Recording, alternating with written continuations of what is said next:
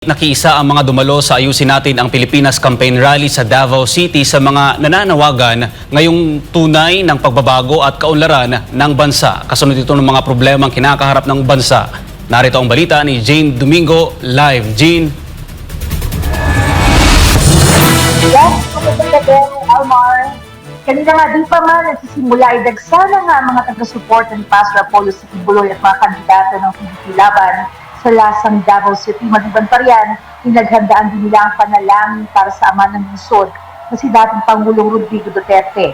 Maaga pa lang ay hindi na mag-amayaw mga taga-suporta ni Pastor Apollo Sikibuloy at ang buong PDP laban sa Barangay Lasang, Davao City para dumalo sa Ayusin Natin ang Pilipinas Nationwide Campaign Rally.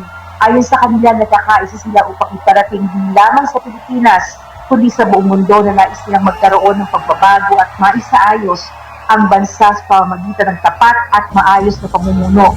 Ang Barangay Lasang ay isa lamang sa mga barangay sa Davao City nagpahayag ng buong suporta kay Pastor Apollo Sikibuloy at buong lineup ng PDP laban kasabay ng ginap na Nationwide Campaign Rally. Samantala, naging emosyonal naman ng lahat ng dumalo matapos magsindi ng kanila at mag-alin ng panalangin para kay dating Pangulong Rodrigo Duterte.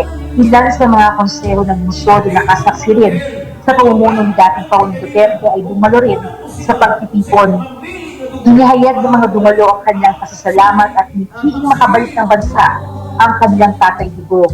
Ayon naman sa mga nakausap natin sa kanilang panalangin, hinihiling nila ang patuloy na kaligtasan at agarang pagbabalik ng ating minamahal na Pangulong Duterte at dapat mawawala ng pag-asa. Patuloy namang umapit ang mga taga-suporta ng dating Pangulo sa gobyerno at sa pandaigdigang komunidad na hayaan siyang makabalik sa bansa.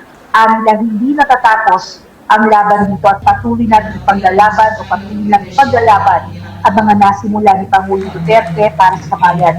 Para sa kanyang mga taga-suporta, isang mensahe lamang ang nais nilang iparating.